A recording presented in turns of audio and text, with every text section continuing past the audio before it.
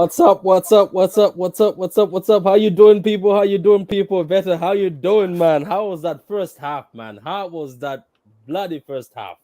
How was it? Ooh, that first half was rough. That first half was rough. It's when the game starts. It's 3 o'clock out here, and I've got two little ones that I actually have to pick up from school at 3:30.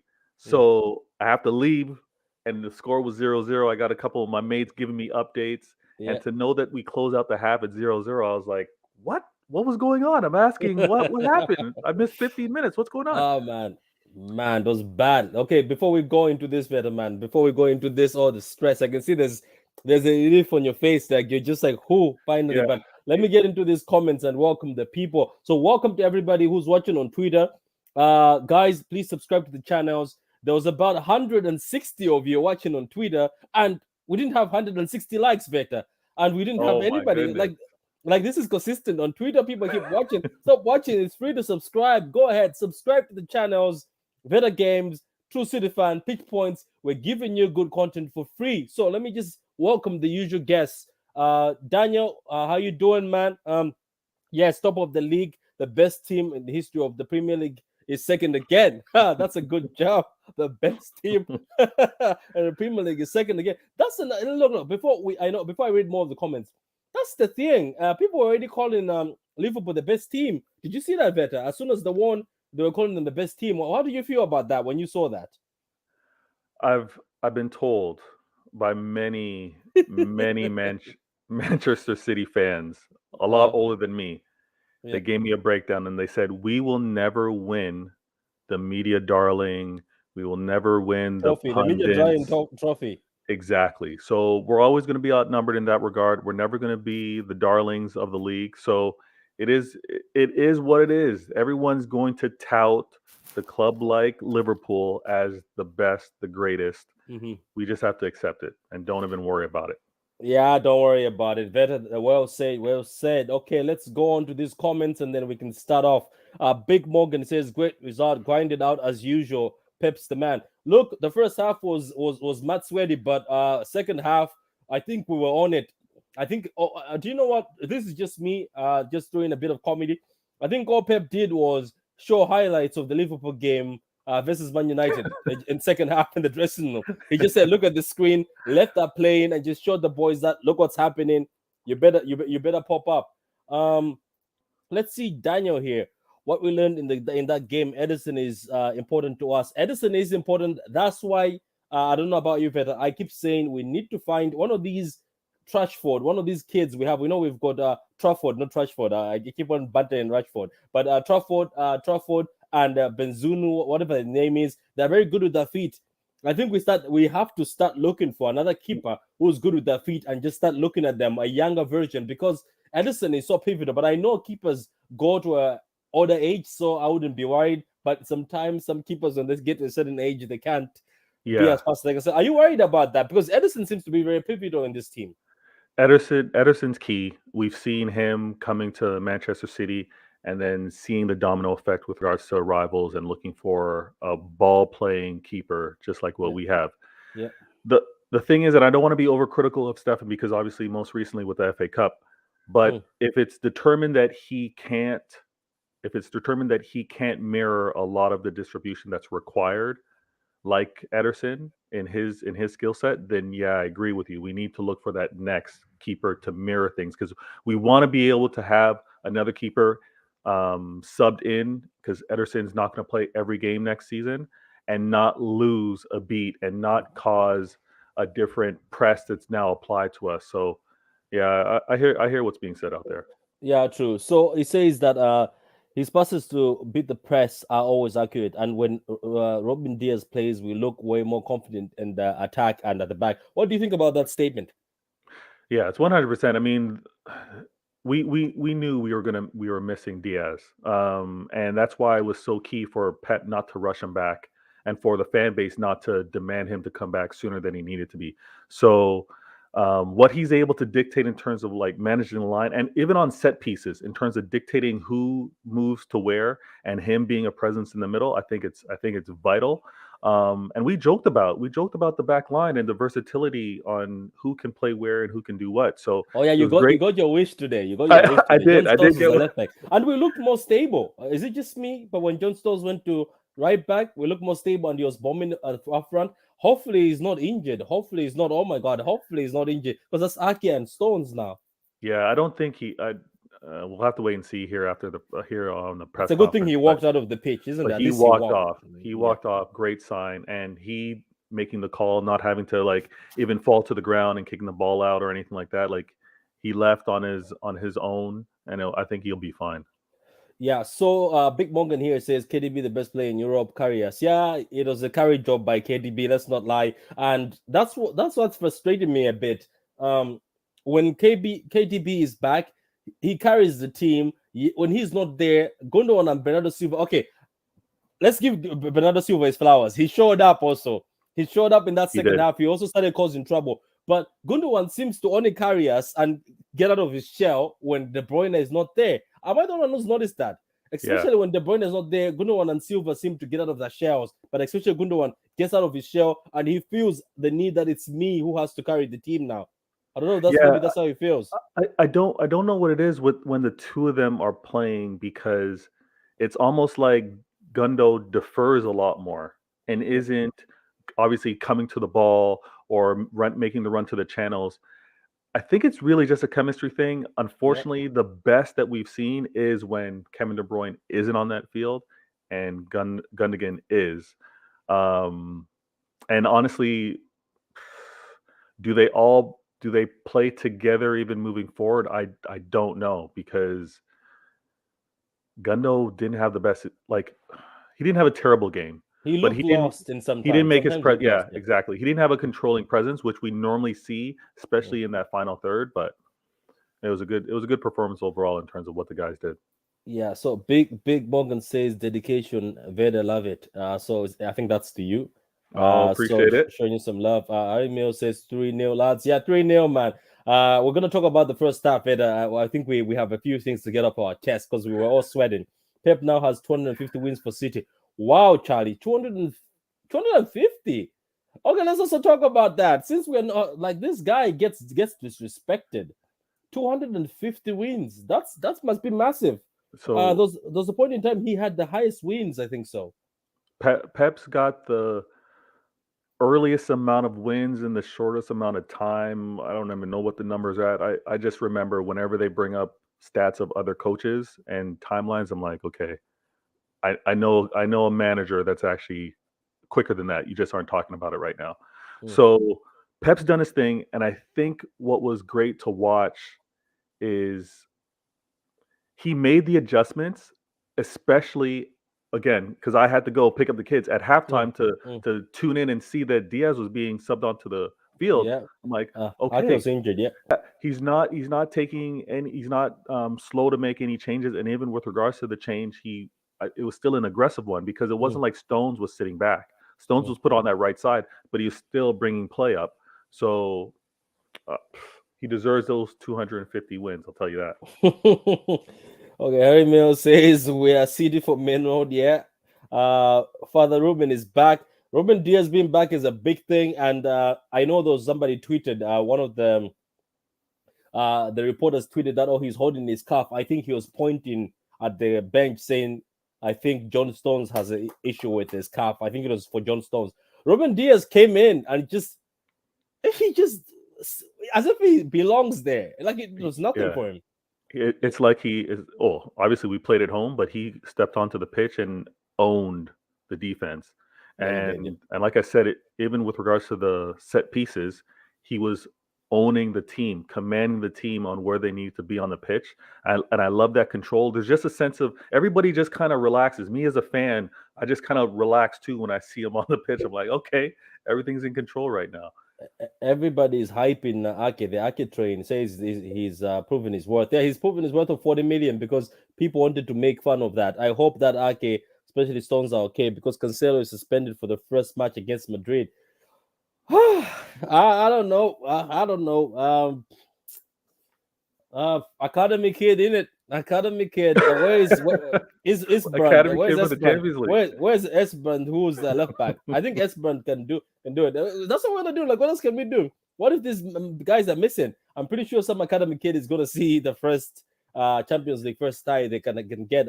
We've got Guardiola. Yeah, we've got Guardiola. I tagged you on the 250 wins on Twitter. The stats.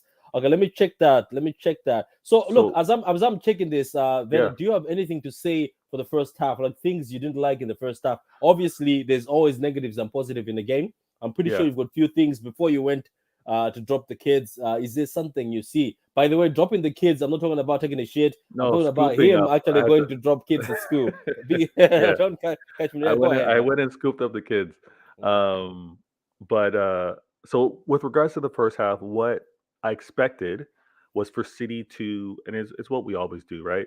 We scan, we see how they're defending us. We're seeing how is this back line of 3 or back line of 5 going to be defending against us, and we just probe and figure things out. And then even with regards to that, I thought how we were playing and how we were advancing into their end was good. I was just getting frustrated that attempts weren't being taken. We were getting into the box, but we weren't taking those shots, or we weren't even, it wasn't even like we were freeing ourselves up to actually take a shot on net. It was how we try to pass it in sometimes, and we're being a little too cute. So that was the disappointing part because, like I said, having to leave at the 30-minute mark, I'm expecting to get a notification like we scored. So to close out the first half 0-0, I was like, what's going on? And then, but also to learn that they had no chances was more important. The Yeah, they fact that did. They did have no chances. They had no chances. It was just a matter of them countering us and breaking right, the our yeah our play in the midfield. exactly, and I also felt confident in our press. Like when we did lose possession, everybody was up for it. Everybody was pressing to to win the ball back. So that didn't have me too worried. And then What about the watching that, marriage chance? The elephant in the room, the Riyad marriage chance. okay, Instead of so passing it to Foden or just kicking it in. passing it to De Bruyne or Foden, yeah, Yeah. exactly.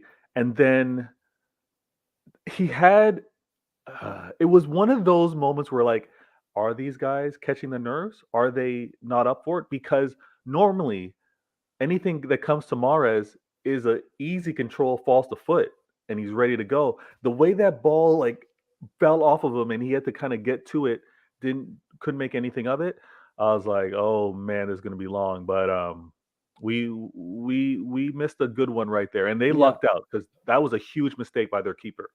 Wait. How come? Wait, this is not right, Veta. Do you see what I see? How come? 250. Do Pep. you see what I see? How come? How come Klopp is not there? Why is the best manager in the world not on this list? What? Let me Yeah, see.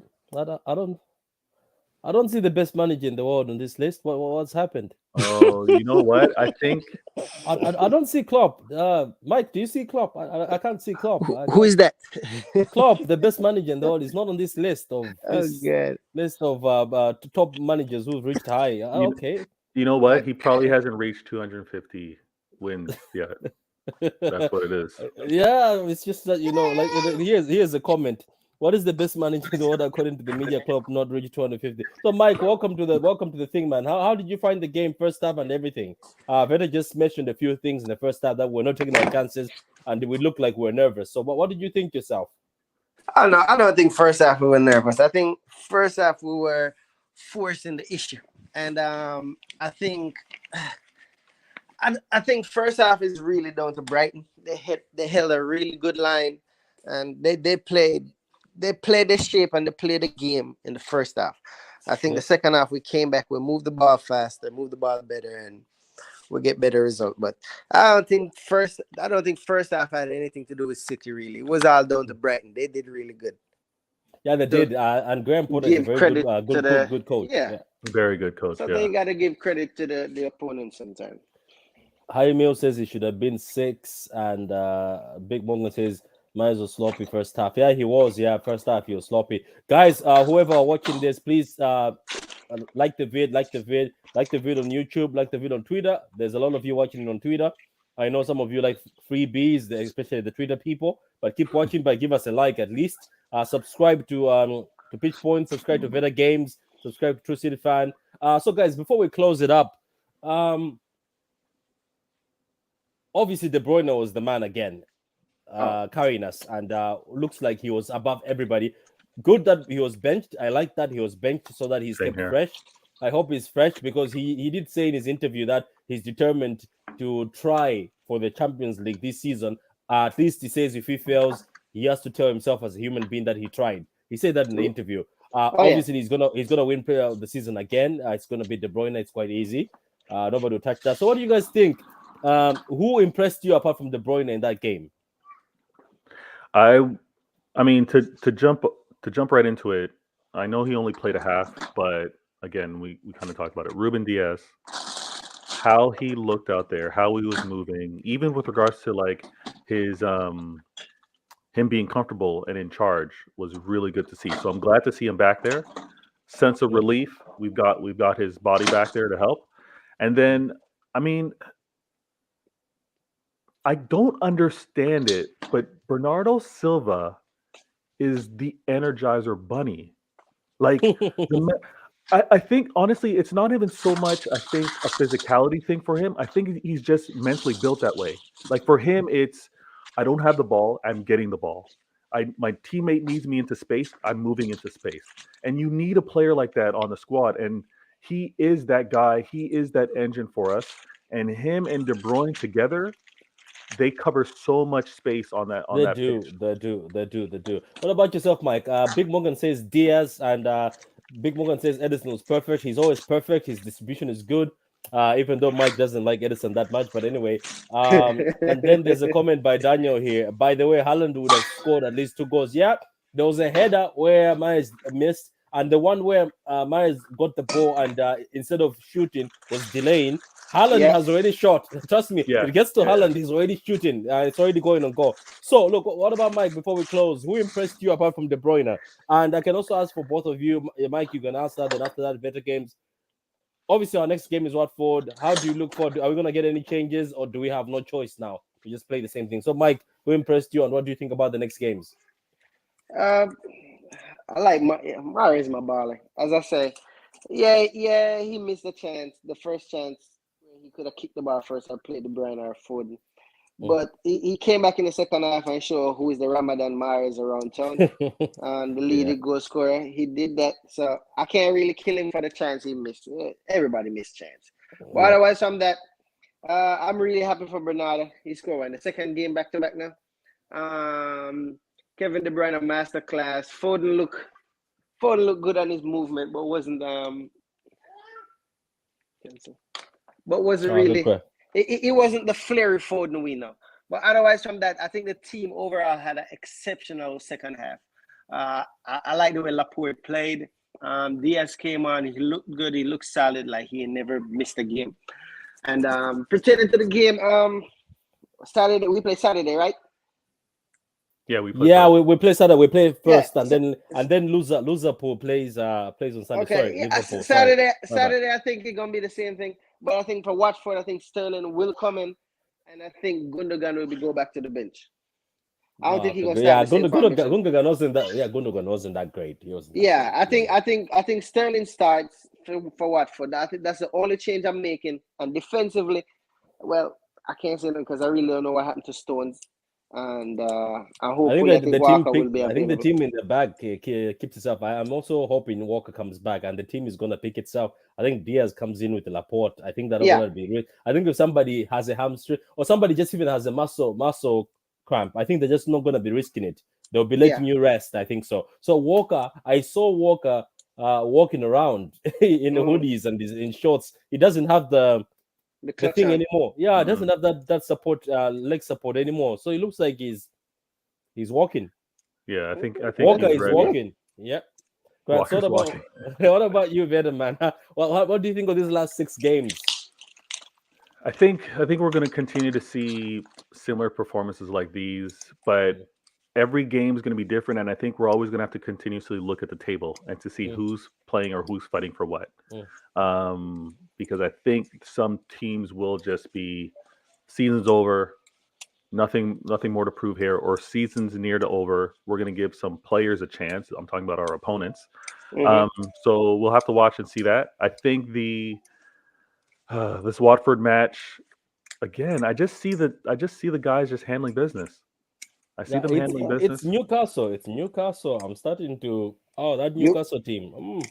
You worry about Newcastle? Man. Not worried that everybody was looking at the list, both City and Liverpool. People were like, "Oh, this team." Both Newcastle is in both our list. Both of our Newcastle is the only team that's informed, bowling very well between the two. This useless thing, people are saying scared of United and Spurs. Nah, those will be dusted.